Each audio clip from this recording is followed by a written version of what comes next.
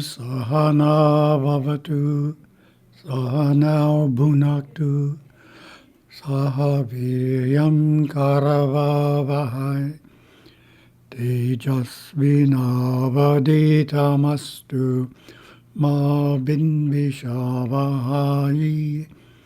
Om Shanti Shanti Shanti. Welcome, everyone.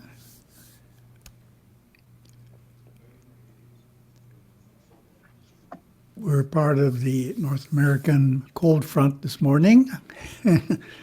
I thought I'd start with a little trivia on Hawaii weather. We got down to the coldest day of the year, night before last, 53.8 degrees. Well, that doesn't seem very cold, of course, for many people in cold areas in North America, but you have to realize in Hawaii, no one has any heat in their homes. So the temperature that's outside eventually becomes the temperature that's inside. So the home is heated at 53.8 degrees. The general misconception about Hawaii and weather is that Hawaii is pretty flat. Everything is near sea level. However, there are significant portions at higher elevations. For example, on our island of Kauai, we get up to 5,148 feet. Not bad. The big island of Hawaii has two tall peaks. One is Mauna Kea is 13,800, that's the taller, and Mauna Loa is 13,000, almost 700. And so this time of year, you have snow on the top of those peaks, and the temperature is way below freezing. It's down near zero. Though sometimes you read headlines, it's snowing in Hawaii, and if you don't know about the tall peaks, it doesn't make any sense. But definitely every year it snows in Hawaii on top of the tall peaks. So the temperature in Hawaii totally depends on the elevation. That's the point. Little weather lesson.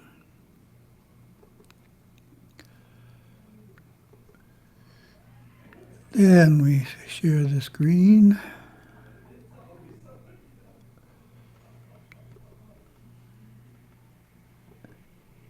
And it should say, raising children as good Hindus. Do we all see that? Yes. Very good.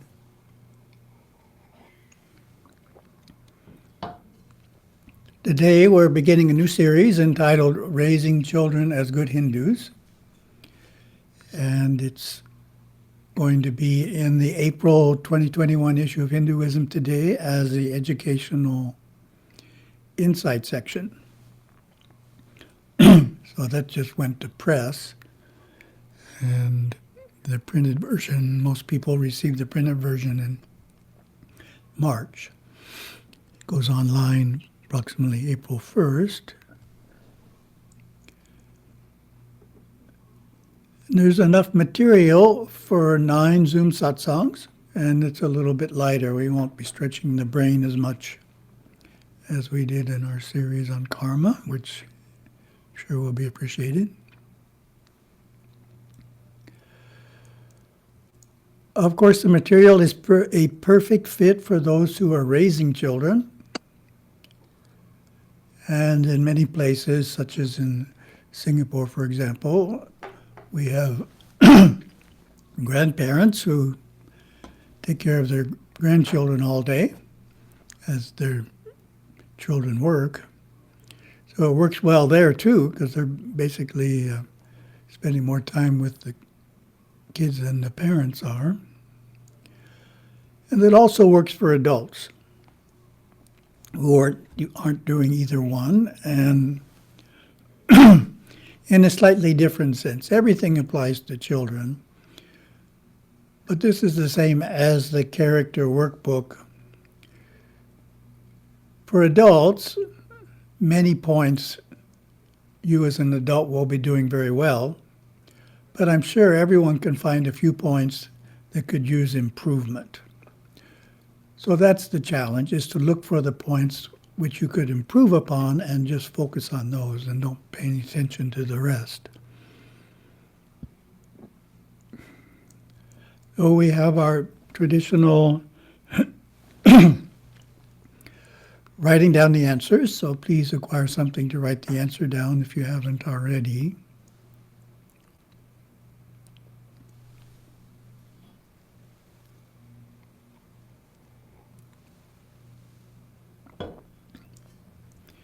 And this is the first one.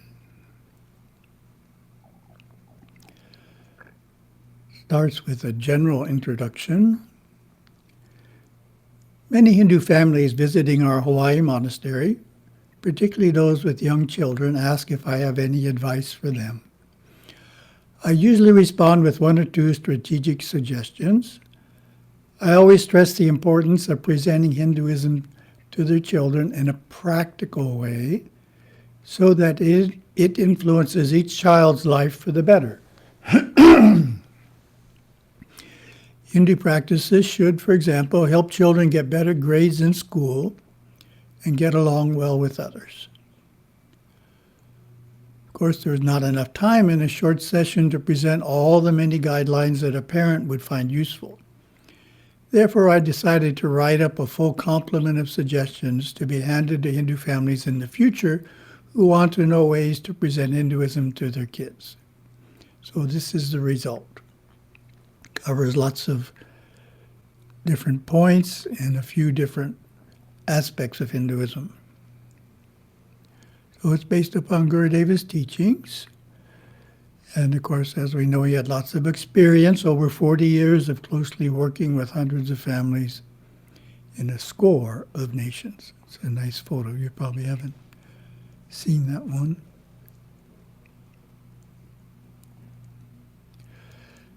And the book is pan-Hindu. It doesn't present any particular denomination. So some of our material is very Saivite, but this is not Saivite per se. It works for all Hindus. The key is this: start teaching early and don't stop until your children leave the home. Even if you did nothing more than what is outlined in these pages, that would be enough to send them on their way as good Hindus, well equipped to live as happy, effective citizens of the modern world. Oh, the first section is called Cultivating 9 Key Spiritual Qualities. And the way we're doing it, we're taking one quality at each of the 9 Zoom satsangs. So that's all you hear is one quality from this section, one aspect of the next section. Starts with an introduction. Parents can consciously and systematically develop key qualities in their children that will help them to be happy, religious, and successful when they reach adulthood. A wise mother emailed me once saying, I truly believe we live out part of our karma through our children, and we grow and improve as they do. Though parents may think they are just helping their children improve, in truth, parents cannot separate themselves from their children. The child's growth and spiritual evolution is the parents as well. So we made that point in last Karma Zoom Satsang. Gurudeva stated it very well that children get attracted to parents, meaning they're born of parents with a similar karma.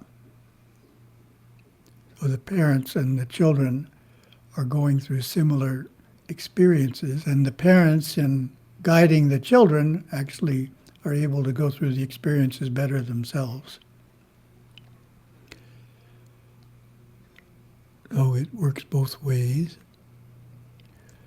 There are many qualities we want our children to possess. We will explore 9 of these to see what children should be taught or not taught by parents to develop each quality. The first spiritual quality to develop is a positive self-concept.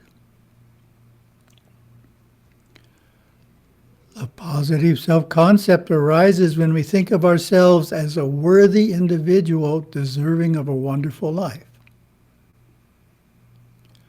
How is this accomplished? Oh, that's your first question to answer. What are your thoughts on how this is accomplished? How do we develop a positive self-concept in children?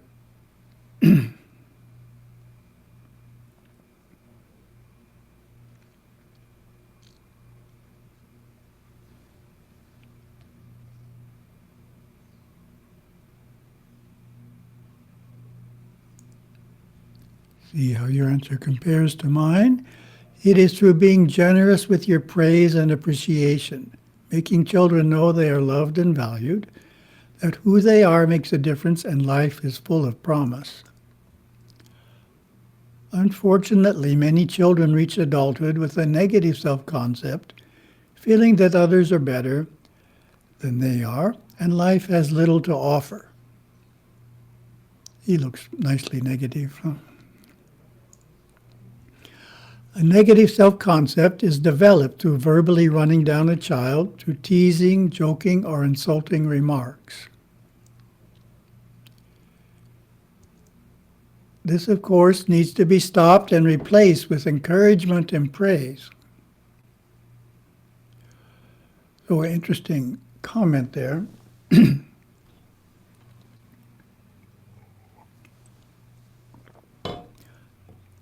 I noticed that some parents are criticizing their children in a way that's a mixture of criticism and humor, but it's really criticism. And it's such a habit that they don't even realize they're doing it. They're just so used to kind of a constant criticism or making fun of what their children do and how it falls short. So you need to make sure you're not doing that. That's not what we need. So this, of course, needs to be stopped and replaced with encouragement and praise. The next point is useful. When it becomes necessary to correct misbehavior, it is wise to distinguish between the person and the behavior. The behavior was foolish, not the person. In other words, you don't want to say, oh, you're such a stupid person. No, the behavior was stupid, not the person. For example, you can tell your children when they misbehave, what you did was very foolish, but you were smart, and I'm sure you now know better and won't do that again. So the behavior is the problem, not the person. Parents should also not allow their children to call each other names, such as fat or lame. Next question. Having a positive concept about one's outer self allows the child to accept an important Hindu teaching, which is, what do you think that teaching is?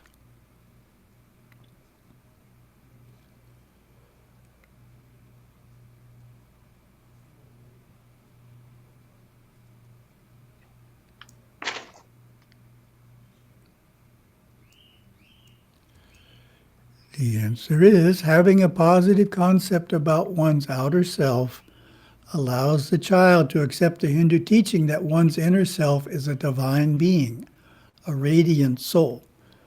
Now that's our goal.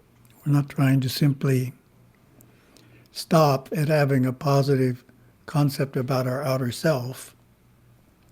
No, we want to move inside and start identifying even more with our inner self, which is a divine being. But that can't happen if the outer self is stuck in a negative self-concept.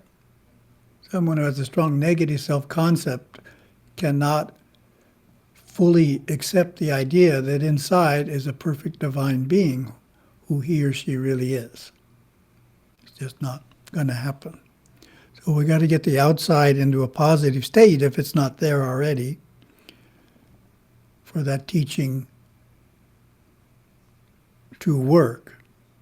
And it's very important. You can tell, the example I always give is dancing with Shiva. From the title, you would think the first shloka would be about Shiva, but it's not. It's about you as a divine being. So you can see it's very important in Gurudeva's teachings.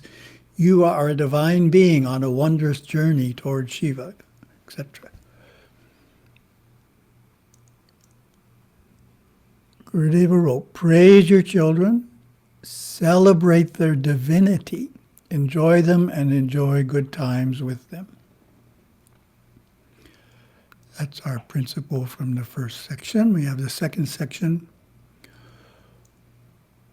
Presents one of Hinduism's wise precepts. So it also has an introduction. Instill in your children a pride in Hinduism based upon its wise precepts for living. Since the middle of the 20th century, Hindu teachings have become more widely understood throughout the world. As a result, cardinal aspects of the Hindu approach to living have been taken up by many thoughtful individuals of diverse religions and ethnicities far beyond India. This is because they find them to be wise and effective ways of living.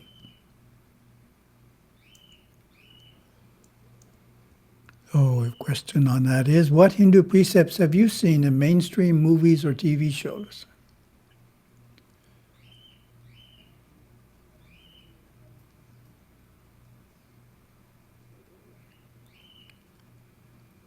Give you a second on that one. It's not obvious.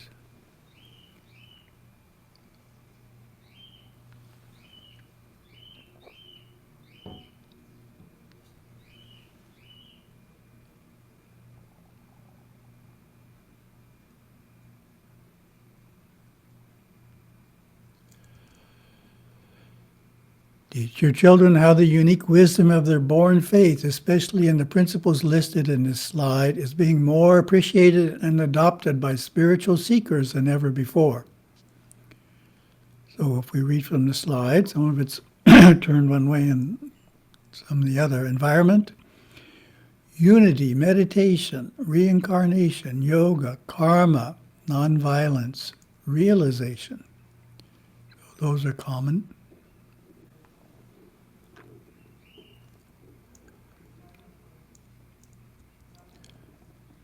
Swami Chinmayananda, in his first public talk in 1951, made a powerful statement about the effectiveness of Hinduism.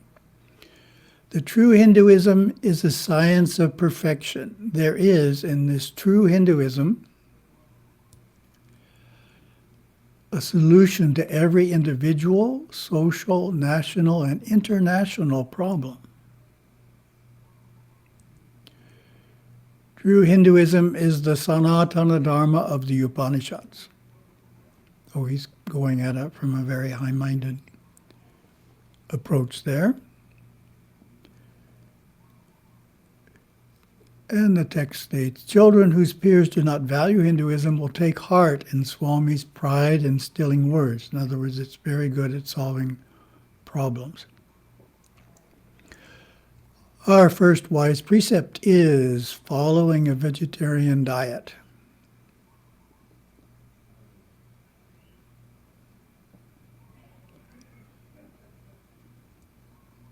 The traditional Hindu vegetarian diet has many benefits, both personal and planetary.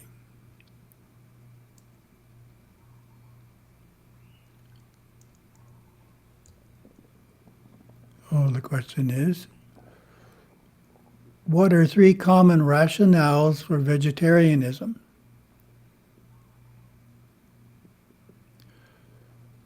Rationale is another way of saying benefit, personal benefit or a planetary benefit.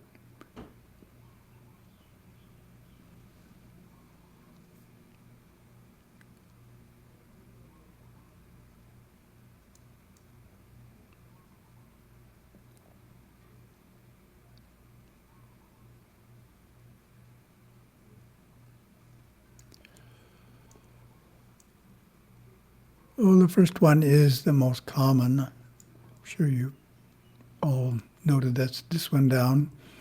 More and more individuals are switching from the meat-eating diet of their parents to a vegetarian diet as a matter of conscience based upon their personal realization of the suffering that animals undergo when they are fettered and slaughtered. This is, of course, also the Hindu rationale for a vegetarian diet. It is based on the virtue of ahimsa, refraining from injuring physically, mentally, or emotionally anyone or any living creature. The Hindu who wishes to strictly follow the path of non-injury naturally adopts a vegetarian diet. A common saying that conveys this principle to even the smallest child is, "I won't eat anything that has eyes unless it's a potato." Second rationale, not nearly as common, has to do with our state of consciousness. When we eat meat, fish, fowl, and eggs, we absorb the vibration of these instinctive creatures into our nerve system. This chemically alters our consciousness and amplifies our own instinctive nature, which is the part of us prone to fear, anger, jealousy, confusion, resentment, and the like. Therefore, being vegetarian is a great help in attaining and maintaining a spiritual state of consciousness. Some individuals take up vegetarianism for this reason alone.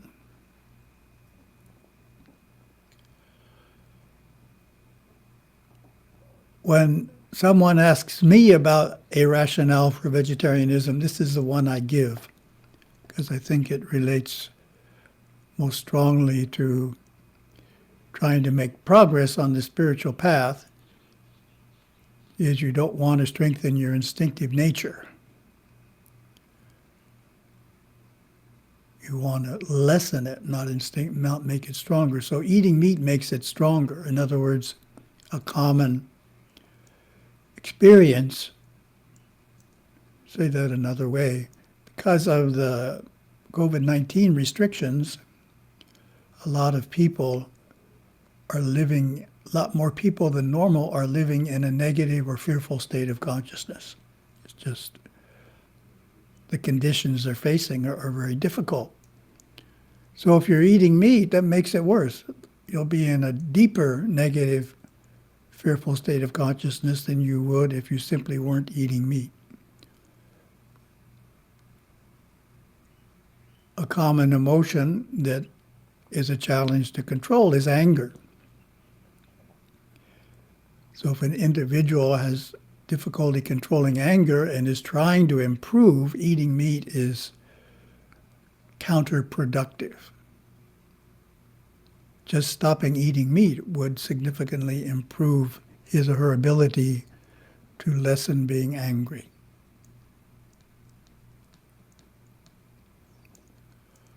Third rationale, again, is more common than that one. Third rationale for vegetarianism is that it uses the planet's natural resources in a much wiser way. In large measure, the escalating loss of species, destruction of rainforests, to create pasture lands for livestock, loss of topsoil, and the consequent increase of water impurities and air pollution have all been traced to the single fact of meat in the human diet. No one decision that we can make as individuals or as a race can have such a dynamic effect on the improvement of our planetary ecology as the decision to not eat meat. Many seeking to save the planet for future generations have become vegetarians for this reason. So those who are concerned about ecology, many of those who are concerned about ecology do put this forward, but the common focus is more on something like automobiles. Gas-driven automobiles need to be reduced, but you don't hear at the same time, let's cut back on the pasture that we use to graze cattle so we can eat the beef. But I believe the statistics say that pasture and the beef raising, if we stop that, it would actually be more beneficial than turning all the cars into electric ones.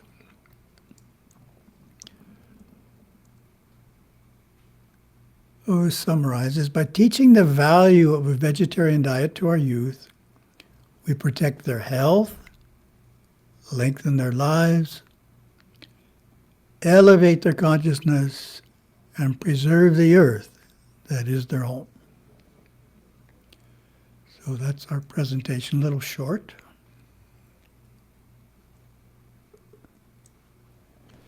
Thank you very much for attentively listening. Oh.